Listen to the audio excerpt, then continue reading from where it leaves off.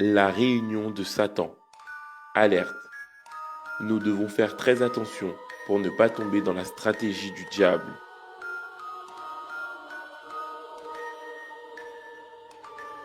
Satan a convoqué une convention mondiale de démons. Et dans son discours d'ouverture, il a dit : nous ne pouvons pas empêcher les chrétiens d'aller à l'église. Nous ne pouvons pas les empêcher de lire la Bible et connaître la vérité. Nous ne pouvons pas non plus les empêcher d'établir une relation intime avec leur Sauveur. Et une fois qu'ils ont établi cette connexion avec Jésus, notre pouvoir sur eux est brisé.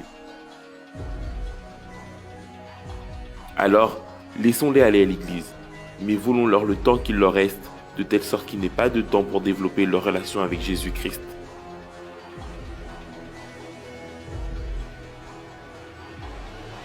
Voici ce que je veux que vous fassiez, a dit Satan.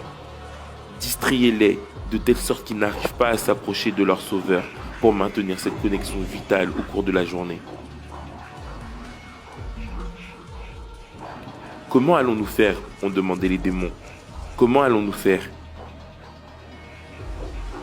Maintenez-les distraits avec les choses superflues de la vie. Créez de nombreux sujets et des situations qui occupent leurs pensées, leur a-t-il répondu.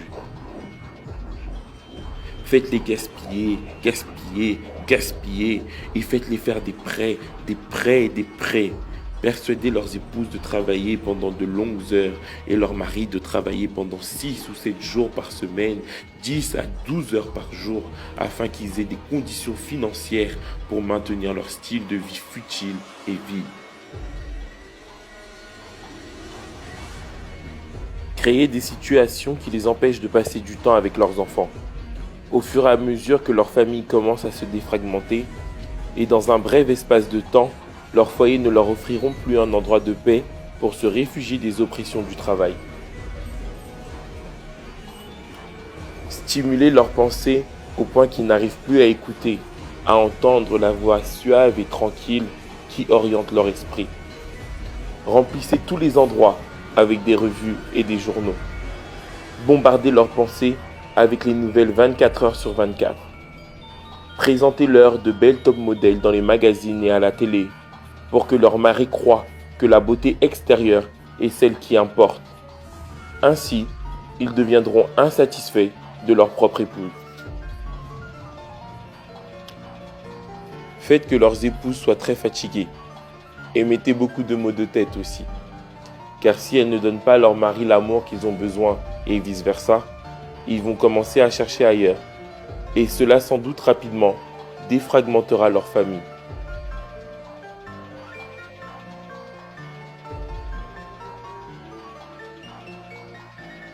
Donnez des Pères Noël pour distraire leurs enfants et ne pas leur apprendre la vérité sur Noël. Donnez-leur le lapin de Pâques pour qu'ils ne sachent pas la réalité sur la résurrection de Jésus, de son pouvoir sur le péché et sur la mort. Faites qu'ils soient occupés, occupés et occupés. Et quand ils se réuniront pour des réunions spirituelles, rassemblez-les autour des ragots, des conversations sans importance, pour qu'à la fin, leur conscience soit lourde. Ça va fonctionner. Ça va fonctionner. C'est un bon plan.